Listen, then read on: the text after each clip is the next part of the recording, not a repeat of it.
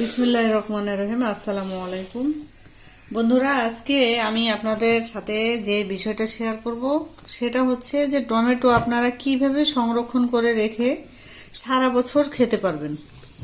আমি সেই টিপসটা একটু আজকে আপনাদের সাথে আমি শেয়ার করব। তো আমি এরকম এই যে এই ধরনের পাকা পাকা টমেটোগুলো আমি নিয়েছি। আমি অল্প পরিমাণেই নিয়েছি, যেহেতু এখন টমেটোর সিজন, এই সময় আপনারা এই টমেটোগুলো আমার গাছের, তাই অল্প পরিমাণে নিয়েছি। আপনারা কিনেও প্রসেস করে রাখতে পারেন।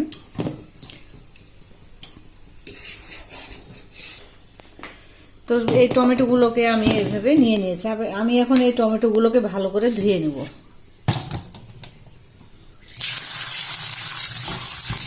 পরিষ্কার করে আমি টমেটোগুলোকে ধুয়ে নেব।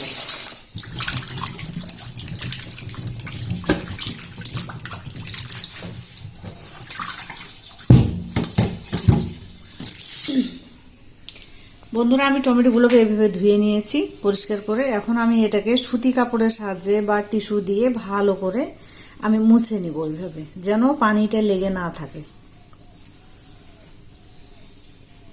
এভাবে আমি পরিষ্কার করে মুছে নেব।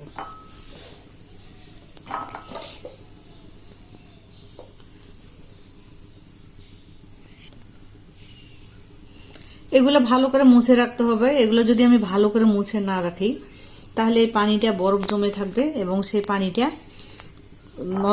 আমরা বেশি দিন সংরক্ষণ করে রাখতে পারবো না, পচে যাবে বা গন্ধ হয়ে যাবে। তাই আমি এমনভাবে মুছে নেব যেন কোনো পানি লেগে না থাকে। সুতি কাপড় দিয়ে ভালো করে মুছে নিয়েছি। এখন আমি আবার টিস্যুটা দিয়ে আর একটু ভালো করে মুছে নেব যেন কোনো প্রকার পানি লেগে না থাকে।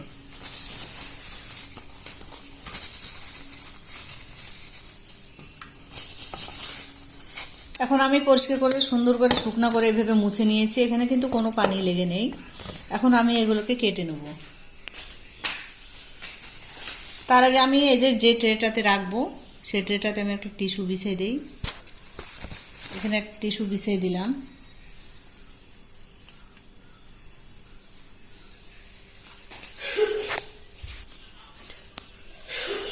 বন্ধুরা, আমি যে ট্রেটাতে রাখবো আমি সেই ট্রেটাতে এভাবে টিস্যু বিছিয়ে নিয়েছি।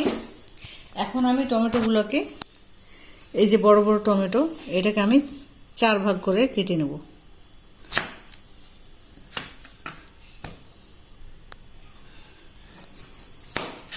এইভাবে কেটে নেব।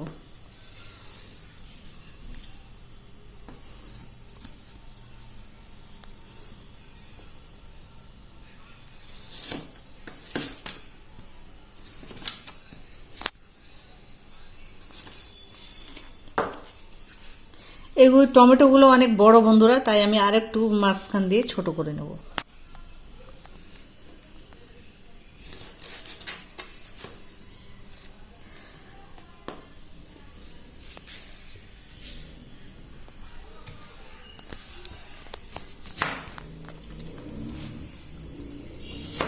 বন্ধুরা, এভাবে আমি সব টমেটোগুলোকে কেটে নেব। বন্ধুরা, এই যে দেখুন, আমি এইভাবে টমেটোগুলোকে পিস করে কেটে নিয়েছি। এখন আমি ট্রেতে এইভাবে দিয়ে দেব। সুন্দর করে এভাবে বিছিয়ে বিছিয়ে দেব যেন একটার সাথে একটা লেগে না যায়। এইভাবে আমি টিস্যুটাতে বিছিয়ে দেব।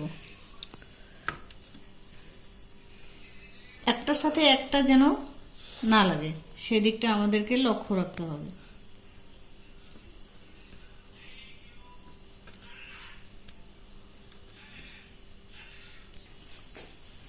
বন্ধুরা, এইভাবে আমি ট্রেতে ভালো করে টমেটোগুলোকে বিছিয়ে নিয়েছি যেন একটার সাথে আরেকটা লেগে না থাকে। এখন আমি এটাকে ডিপ ফ্রিজে 2 ঘন্টার জন্য রেখে দেবো। বন্ধুরা, আমি টমেটোগুলোকে 2 ঘন্টার জন্য ডিপ ফ্রিজে রেখে দিয়েছিলাম। আমি 2 ঘন্টা পরে ফিরে আসলাম। এই যে 2 ঘন্টা হয়ে গেছে। এই যে এগুলো এখন আমি বের করে নিয়েছি ডিপ ফ্রিজ থেকে। এই যে দেখুন কত শক্ত হয়েছে, একটার সাথে একটা লাগে নাই, আলাদা আলাদা কি সুন্দর একেবারে পাথরের মতো হয়ে গেছে। বন্ধুরা, এই যে দেখুন, এই যে এই যে এখন আমি এগুলোকে পলিথিন ব্যাগে ভরে বাটিতে করে রেখে দেবো, অথবা আপনারা এয়ার পলিথিন ব্যাগগুলো যে আছে সেগুলোতে আপনারা রাখতে পারেন, অথবা পলিথিনে ভরে এয়ারটাইট বক্সে রাখতে পারেন, যেন বাইরে থেকে কোনো বাতাসটা না ঢোকে। আমি এখন পলি ব্যাগে এভাবে ঢুকাই নেব।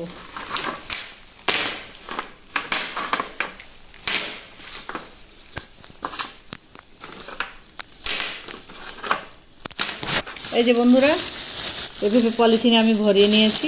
এখন মুখটা আমি ভালো করে বেঁধে দেবো যেন কোনো বাতাস না ঢোকে।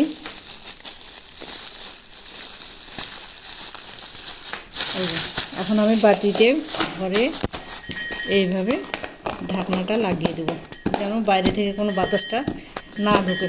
এইভাবে বন্ধুরা আপনারা ফ্রিজে রেখে দিয়ে, ডিপ ফ্রিজে রেখে দিয়ে আপনারা সারা বছর খেতে পারবেন, একটুও কোনো নষ্ট হবে না।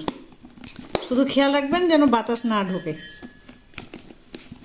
এইভাবে শক্ত করে আমি লাগিয়ে দিয়েছি।